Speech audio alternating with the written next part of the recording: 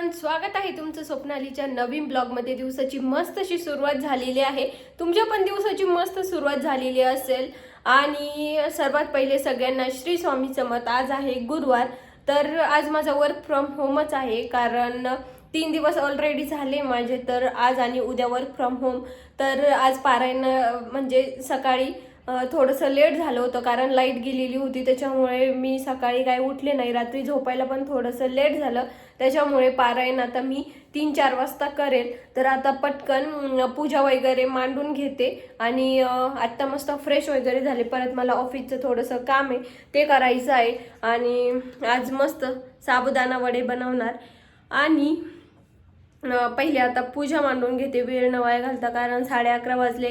12च्या आत मला पूजा वगैरे सगळं मांडून घ्यायचं आहेत। तर चला मग आता पहिले पूजा मांडते आणि मग नंतर बाकीची बडबड करते। तर चलो। सकाळी उठले लवकर, पण बघते तर लाईट पण नव्हती, आणि तसं पण आज जेवण तर मला काही बनवायचंच नव्हतं। खिचडीच बनवायची होती किंवा साबुदाणा वडेच बनवणार आहे। खिचडी तर मी जास्त 3-4 गुरुवारपासून बनवलीच नाही, साबुदाणा वडेच बनवण्याचं काम चालू आहे।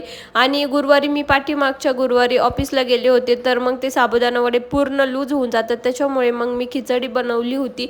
पण यावेळेस मी घरीच आहे, म्हणजे माझे पहिले 3 दिवस सोमवार, मंगळवार, बुधवार ऑफिसचे होऊन गेले, त्याच्यामुळे आता गुरुवार शुक्रवार मी घरूनच काम करणार आहे।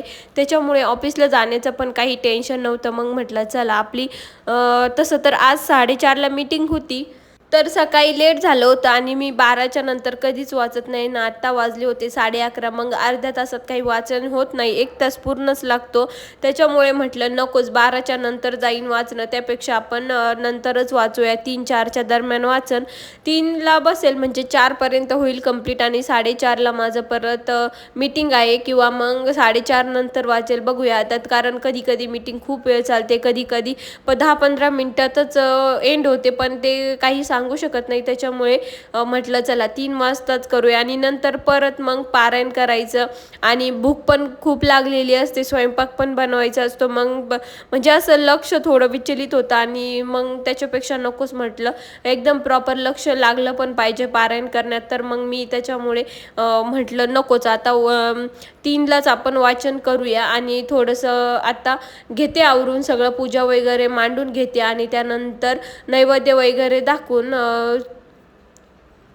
थोडंसं काम करेल, आणि अर्धा-पाऊण तासाची झोप घेईल, आणि 3ला उठून मस्त पारायणाला सुरुवात करेल, असं मी तर डिसाईड केलेलं होतं। आजची लिस्ट तर माझी दिवसाची अशीच होती, दिवसाचं रुटीन मी असंच म्हणजे केलं होतं सेट। पण आता बघूयात काही बदल होतात काय नाही होतात, ते पुढच्या पुढे समजेलच। आज खरंच खूप लेट झालं होतं, एक तर सकाळी लाईट पण नाही, आणि नेमकंच आमचा सिलेंडर संपलाय, तर खूप दिवसापासून संपलाय, 1-1.5 महिना झाला। पण माझ्याकडे इलेक्ट्रिक म्हणजे इंडक्शन आहे, त्याच्यामुळे मला जास्त काही शेगडीचा गॅसचा काही उपयोग पण होत नव्हता।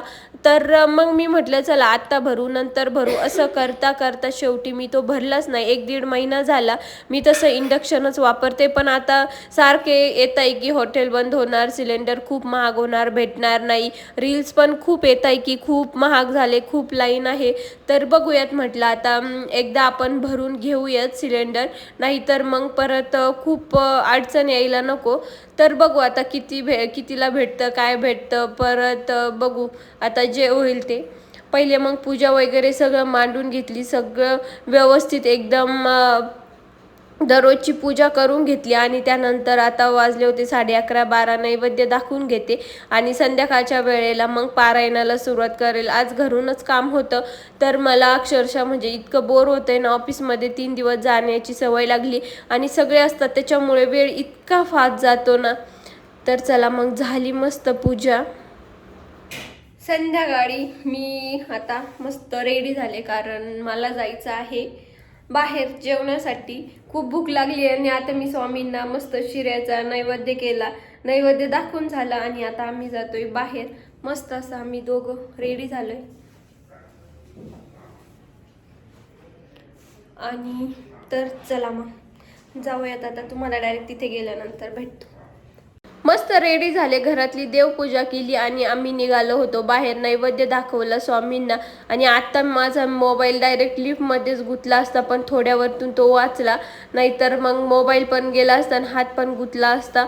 तर चला मग आता मस्त खाली जातो, मस्त जेवण करून येतो. आज तर माझी तशी काही इच्छा नव्हती बाहेर जाण्याची, पण नैवेद्य वगैरे दाखवलं, म्हणलं चला आता आज थोडंफार येऊया फिरून, कारण दिवसभर मी घरातच होते त्याच्यामुळे बोर झालेलं होतं. तसं पण खाली चालायला वगैरे तर जाणारच होतो, मग म्हटलं चला तसं जेवण करून येऊया. भूक पण खूप लागलेली होती, आज काहीतरी मस्त नवीन ट्राय करायचं चालू होतं. आणि हॉटेलमध्ये गेलो फर्स्ट टाईमच, म्हणजे हे हॉटेलमध्ये का आलो आम्ही, कारण इथले जे मॅनेजर आहे ना ते आमच्या सोसायटीमध्ये राहतात. मग त्यांनी 1-2 लिफ्टमध्ये त्यांनी म्हटलं की आम्ही नवीन शॉप ओपन केलं आहे, तर हॉटेल ओपन केलं आहे, तर या मस्त टेस्ट आहे असं तसं. मग त्याच्यामुळे आम्ही फर्स्ट वेळ इथं आलो ट्राय करण्यासाठी. इथं चिकन थाळी पण खूप छान होती आणि त्यानंतर म्हणजे चिकन थाळी होती, पण मी प्युअर व्हेज असल्याने, म्हणजे ज्यांना चिकन आवडतं ना ते एकदा नक्की इथे व्हिजिट करा, खूप छान आहे.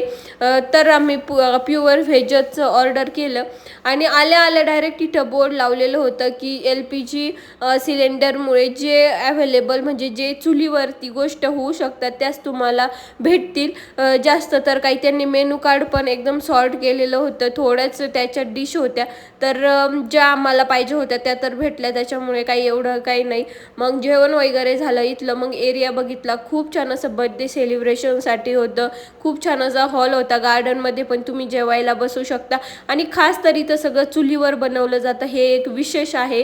तर येता येता मस्त जेवण झालं, म्हटलं चला आता आईस्क्रीम खाऊन दिवसाचा शेवट करूया. तसं तर काय भारी वाटणार नाही, मस्त आईस्क्रीम खाल्ली आणि असा दिवसाचा शेवट केला. चलो बाय.